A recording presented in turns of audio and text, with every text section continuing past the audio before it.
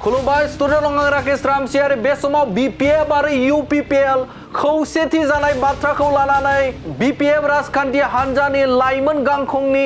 लोगो आफादगिरि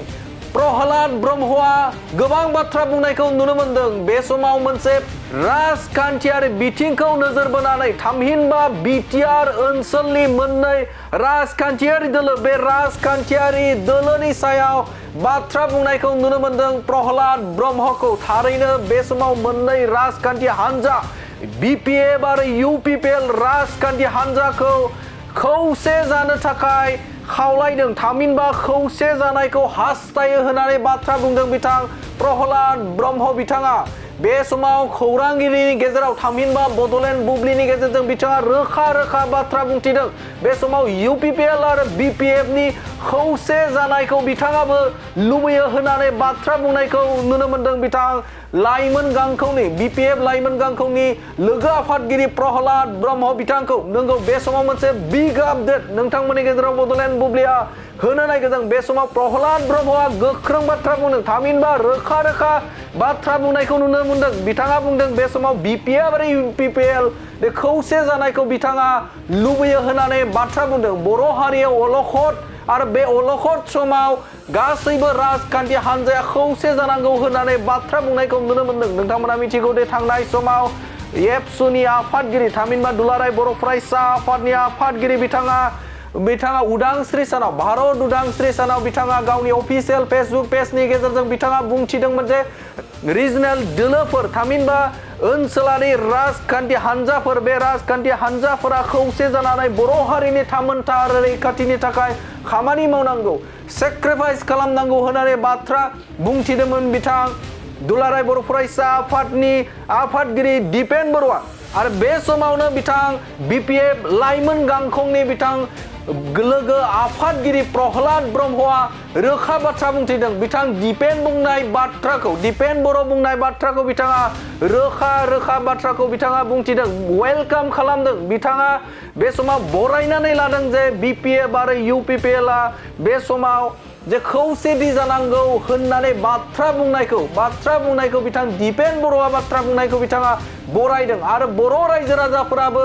बेखौनो हास्थायदों होननानैबो बिथाङा बुंथिनायखौ नुनो मोनदों। बे समाव गुबुन राजखान्थि हान्जायाव थानाय थामहिनबा नेशनेल लेभेलाव थानाय राजखान्थियारि थामहिनबा बर' हारिनिफ्राय पलिटिकेल हान्जाफोराव थामहिनबा नेशनेल लेभेलनि राजखान्थि हान्जायाव थाहैनाय बैफोर दैदेनगिरिफोरखौ बर' हारिनि अलखदाव थामहिनबा बर' हारिनि राजखान्थियारि मोनथायनि थाखाय बे समाव ज' जाफैनो थाखाय खावलायदों थामहिनबा बे समाव मदद होनो थाखाय खावलायदों खौसेथियाव बाहागो लाफानो थाखाय खावलायदों बिथां प्रहलाद ब्रह्म बिथाङा। आरो बिथाङा फोरमायबावदों दे थांनाय समाव बर' हारियाव सोमावसारनानैनो गोबां सुबुंफोरानो जिउ गोमादों गोबां सुबुंफोरानो हारिनि थाखाय गावखौ बावसोमदों गावनि आगोमा जिउखौ खोमाना लानो गोनां जादों गोबां आइजोफोरानो जिनाहारि खालामजादों। आरो बे समाव जे मोननाय जे बीटीसी बीटीआर आरो बीएससी निफ्राय लानानै बीटीआर जों दिनै मोनफैबाय आरो बेखौ फोथांना लाखिनो थाखाय आरो बेखौ थामोनथा आरो बेनि रैखाथिनि थाखाय बे समाव गुबुन राजखान्थि हान्जा थामहिनबा बीपीएफ आरो यूपीपीएल राजखान्थि हान्जाया बे समाव खौसेथि जानांगौ थामहिनबा बे समाव खौसेथियै थानांगौ बा गसंनांगौ बाथ्रा बुंनायाव हेफाजाब होदों बिथां प्रहलाद ब्रह्मआ। बेनि अनगायैबो सिगांनि समाव नोंथांमोना नुनो मोनदोंमोन जे बीपीएफ लाइमोन गांखंनि सासे दैदेनगिरि कास्तम बसुमतारी बिथाङाबो बिथां दिपेन बर' बुंनाय बाथ्राखौ लानानै मदद होनायखौ नोंथांमोना नुनो मोनदोंमोन। थिग बेबायदिनो प्रहलाद ब्रह्मआबो बे समाव मदद होनायखौ नोंथांमोना नुनो मोनदों। यूपीपीएल राजखान्थि हान्जानि बिथां थामहिनबा एमएलए लरेन्स इस्लारि बिथाङाबो बे समाव गोजोन आरो खौसेथिनि थाखाय मोननै राजखान्थि हान्जायाबो खौसे जानायाव मदद दं होननानै बाथ्रा बुंनायखौ नुनो मोनदों। बे समाव गुबुन दैदेनगिरिफोराबो थामहिनबा मोनफानि उनाव मोनफा साफानि उनाव साफा खौसेथिखौ हास्थायमादों बर' हारिनि थामोनथा बर' हारिनि खौसेथि आरो बर' हारिनि जौगाथायनि थाखाय अलखदनि समाव बे समाव बयखौबो खौसेथि जानो दुलाराय बर' फरायसा आफादनि जे खावलायजेननाय थामहिनबा बाथ्रा बुंनायाव बे समाव मोननैबो राजखान्थि हान्जानिफ्राय बे समाव मदद होनायखौ थामहिनबा हेफाजाब होलायनायखौ नुनो मोनदों नाथाय बे समाव UPPL राजखान्थि हान्जानि मैखोमै बिमान लानाय थामहिनबा दैदेनगिरिफोरा फैबाय थानाय समाव मा राहा लागोन आरो बेनि अनगायैबो जे BPF राजखान्थि हान्जानि गाहाय बिथां हाग्रामा महिलारिया फैबाय थानाय समाव बे खावलायनायखौ बिथाङा गनायना लागोन ना लाया बेखौ फैबाय थानाय समावसो मिन्थिगोन आरो बे समावनो मख'नांगोन जे बर' रायजो राजाफोरा समाजारि बिजोङाव गोबां बाथ्रा बुंदों जे मोननै राजखान्थि हान्जायाबो खौसे जानानै जुजिनांगौ होननानै बाथ्रा बुंनायखौबो नुनो मोनदों बे समाव फैबाय थानाय समाव जो मोनथिसिगोन जे मोननै राजखान्थि हान्जाया BPF आरो UPPL राजखान्थि हान्जाया फैबाय थानाय समाव ज' जागोन ना जाया थामहिनबा बिथांमोना खौसेथि फैनानै हारिनि थाखाय खामानि मावगोन ना मावा बेखौ फैबाय थानाय समावसो मोनथिगोन बे समाव BPF राजखान्थि हान्जानि लाइमोन गांखंनि लोगो आफादगिरि बिथाङा गावनि बिबुंथि थामहिनबा गावनि मोनदांथिखौ बे समाव फोरमायनाय खौरां बे खौरांखौ नोंथांमोननि गेजेराव फोरमायबाय आरो लोगोसेनो नोंथांमोनाबो जे मोननै राजखान्थि हान्जा बे राजखान्थि हान्जाखौ खौसेथि जानायाव नोंथांमोनाबो बेसेबां मदद दं थामहिनबा सापर्ट दं बे समाव नोंथाङा जोंनि खौरांनि गेजेरजों फोरमायहरनो हागोन गोजोन्थों दिनैहाय जोंनि बर' हारिनि गेजेराव राजखान्थिखौ लानानै गोबां सावरायलायनाय बे बिथिंखौ नुबाय थानाय जादों दा बेवहाय खौसे जालायनायनि बाथ्रा मोननै राजखान्थि हान्जाया रिजनेल पार्टी हिसाबै UPPL आरो BPF दा बेखौ गोबां बर' माहारिफ्रानो दिनै लुबैदों दिनै माहारियारि आफाद रायजो राजा इन्टेलेक्सुवेल गामि बयबो सावरायसोबाय थादों दा बेवहाय आंबो सासे दुलाराय बर' फरायसा आफादनि बारग' मावथि हिसाबै सोमावसारनाय समावहाय जोङो लोगो मोनबोदों हिसाबै नुबोदों हिसाबै जोंबो लुबैदों बर' हारिया दा अलखदाव दङ दा बे अलखद समावहाय जों खौसे जानायखौ आंबो सासे बेक्ति जानानै दिनै लुबैदों जाहाथे बयबो खौसे जालायो आवगायबो लायो दा बेवहाय जोङो बे दिपेन बर' बिथां मानाव गेदेर दुलाराय बर' फरायसा आफादनि आफादगिरि उदांस्रि सानावहाय दिनैहाय बिथाङा मोनसे टुइट खालामदों दा बे टुइट खालामनि सायाव आंबो बेक्ति हिसाबै सासे बारग' सोमावसारारि दुलाराय बर' फरायसा आफादनि जिल्ला थाखोनि दैदेनगिरि जानानै आंबो बेखौ बरायदों जोङो हारिनि अलखद समावहाय राजखान्थि सार्थखौ बयबो ज्राब गारथ'लायनानै जाहाथे बयबो खौसे आगान सुरो जोङो जातिनि थाखाय सेक्रिफाइस खालामलायनांगोन गोदोबो लिडारफ्रा सेक्रिफाइस खालामदों गोबां जोंनि जोहोलावफ्रा जिउफोर बावलांदों दिनैनि बे समावबो जोंनि जाहाथे नेताफ्रा जाहाथे सेक्रिफाइस खालामलायो जायखौ जों नागिरनानै आलादा रायजो नागिरनानै दिनै 7,000नि बांसिन जोहोलावजोफ्रा दिनै जिउ गारनांबाय सेक्रिफाइस खालामलांबाय सुप्रिम सेक्रिफाइस खालामलांबाय दिनै जिनाहारि खालामजाबाय न' बां सावजाबाय दिनैबो बे अलखद समाव जाहाथे जोंनि दैदेनगिरिफ्रा गावनि पावारखौ लानानै मासिखौ लानानै जाहाथे जोङो गावजों गाव माने गोरोन्थि सानलायनाय जाहाथे फैया जोङो सेक्रिफाइस खालामनांगोन जातिनि सार्थआव आरो जोंनि BTCखौ बा BTRखौ जोङो जाहाथे गोग्गोमै जाहाथे मावफिननो हायो जोंनि सेंग्रा सिख्लाफोरनो जाहाथे जोङो खामानि होनो हायो जोंनि राव थुनलाइ हारिमुखौ जाहाथे बुहुमाव फोथांलांनो हायो जोंनि हा हुनि मोन्थाय जोंनि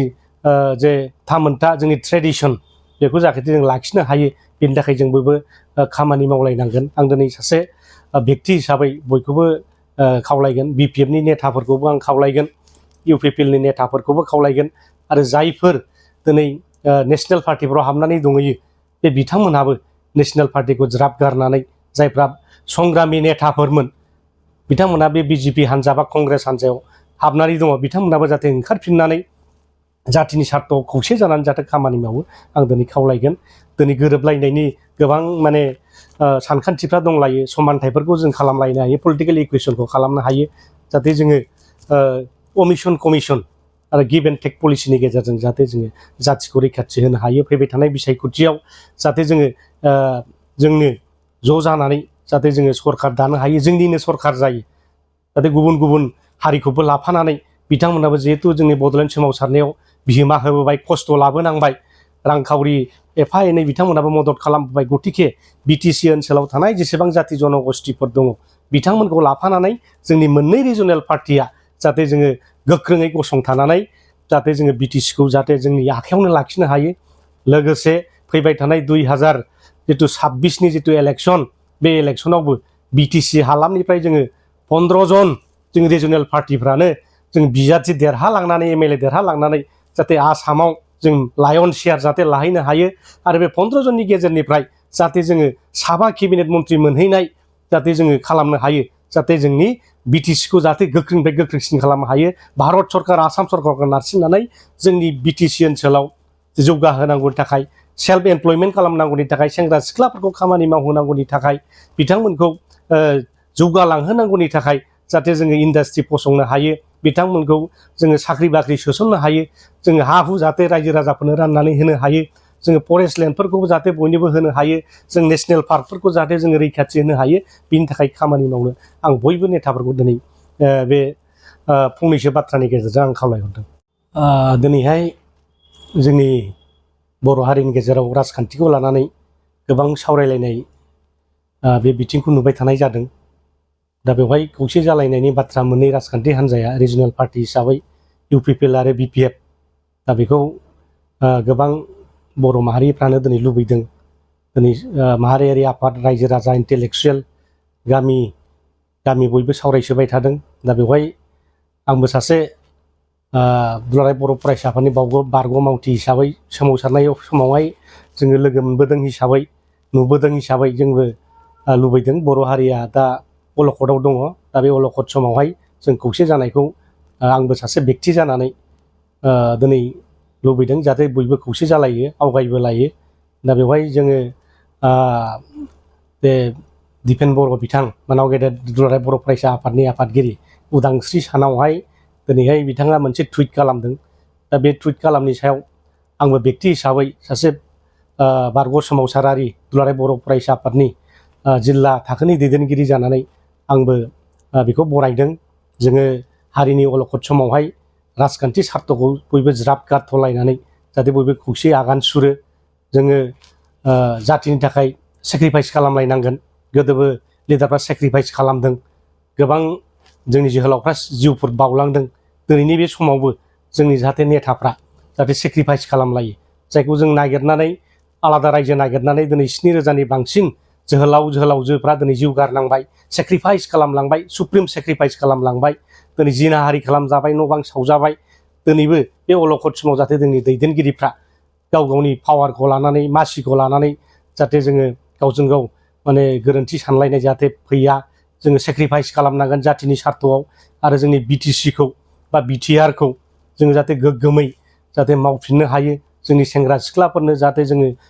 खामानि होनो हायो जोंनि राव थुनलाइ हारिमुखौ जाहाथे बुहुमाव फोथांलांनो हायो जोंनि हा हुनि मोन्थाय जोंनि जे थामोन्था जोंनि ट्रेडिसन बेखौ जाहाथे जों लाखिनो हायो बेनि थाखाय जों बयबो खामानि मावलायनांगोन आं दिनै सासे बेक्ति हिसाबै बयखौबो खावलायगोन बिपिएफनि नेताफोरखौबो आं खावलायगोन इउपिपिएलनि नेताफोरखौबो खावलायगोन आरो जायफोर दिनै नेशनेल पार्टिफोराव हाबनानै दंहैयो बे बिथांमोनहाबो नेशनेल पार्टिखौ ज्राब गारनानै जायफ्रा संग्रामि नेताफोरमोन बिथांमोना बे बिजेपि हान्जा बा कंग्रेस हान्जायाव हाबनानै दङ बिथांमोनाबो जाहाथे ओंखारफिननानै जातिनि सार्थआव खौसे जानानै जाहाथे खामानि मावो आं दिनै खावलायगोन दिनै गोरोबलायनायनि गोबां माने सानखान्थिफ्रा दंलायो समानथायफोरखौ जों खालामलायनो हायो पलिटिकेल इकुवेसनखौ खालामनो हायो जाहाथे जोङो अमिसन कमिसन आरो गिभ एन्ड टेक पलिसिनि गेजेरजों जाहाथे जोङो जातिखौ रैखाथि होनो हायो फैबाय थानाय बिसायख'थियाव जाहाथे जोंनो ज' जानानै जाहाथे जोङो सरकार दानो हायो जोंनिनो सरकार जायो जाहाथे गुबुन गुबुन हारिखौबो लाफानानै बिथांमोनाबो जिहेतु जोंनि बड'लेण्ड सोमावसारनायाव बिहोमा होबोबाय खस्थ' लाबोनांबाय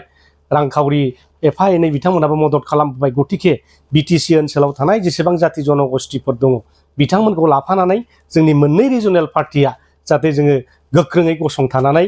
जाहाथे जोङो बिटिसिखौ जाहाथे जोंनि आखायावनो लाखिनो हायो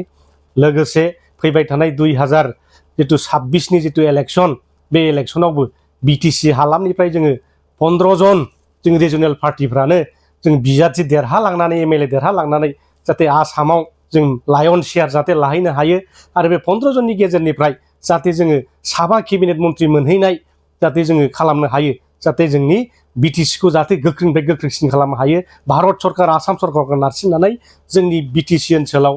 जौगाहोनांगौनि थाखाय सेल्फ एमप्लयमेन्ट खालामनांगौनि थाखाय सेंग्रा सिख्लाफोरखौ खामानि मावहोनांगौनि थाखाय बिथांमोनखौ जौगालांहोनांगौनि थाखाय जाहाथे जोङो इन्डास्ट्रि फसंनो हायो बिथांमोनखौ जोङो साख्रि बाख्रि सोसननो हायो जोङो हा हु जाहाथे रायजो राजाफोरनो राननानै होनो हायो जोङो फरेस्ट लेन्डफोरखौबो जाहाथे बयनोबो होनो हायो जों नेसनेल पार्कफोरखौ जाहाथे जोङो रैखाथि होनो हायो बिनि थाखाय खामानि मावनो आं बयबो नेताफोरखौ दिनै बे फंनैसो बाथ्रानि गेजेरजों आं खावलायहरदों। मोनसे फोसावथाय नोंथांमोननि थाखाय मोनसे गोजोनथाव खौरां लानानै फैदों। अदालगुरि जिल्लानि सिङाव थानाय डिमाकुसि बरंगाजुलिनि पिपल हलियाव लानानै फैदों नोंथांमोननो लेब्रा मुंनि गंसे गोदान रिजर्ट। नोंथांमोना बे लेब्रा मुंनि गंसे गोदान रिजर्टखौ तामुलपुर रडनिफ्राय फैब्ला सुख्लाय ब्रिजनि आगदा आरो अदालगुरि रडनिफ्राय फैब्ला सुख्लाय ब्रिजनि सिगाङाव आगसिथिंजाय मोननो हागोन। लेब्रा मुंनि गंसे गोदान रिजर्टआ नोंथांमोननो गोसोबायदि सुबिदा खालामनानै होनाय जादों। नोंथांमोना बे लेब्रा रिजर्टआव बर'नि गासै जाग्रा जामुंखौनो मोननो हानायजों लोगोसे बेवहाय नोंथांनि सुबिदा बायदि अर्डार खालामनानै जानो हागोन। जुदि नोंथांमोना तामुलपुरनिफ्राय अदालगुरिसिम थांनाय समाव ओंखामजों लोगोसे बायदिसिना जालांनो गोसो दंब्ला नैबे 8638879656 जानबुं नम्बराव कल खालामनानै सिगांग्रो अर्डार खालामहरनो हागोन।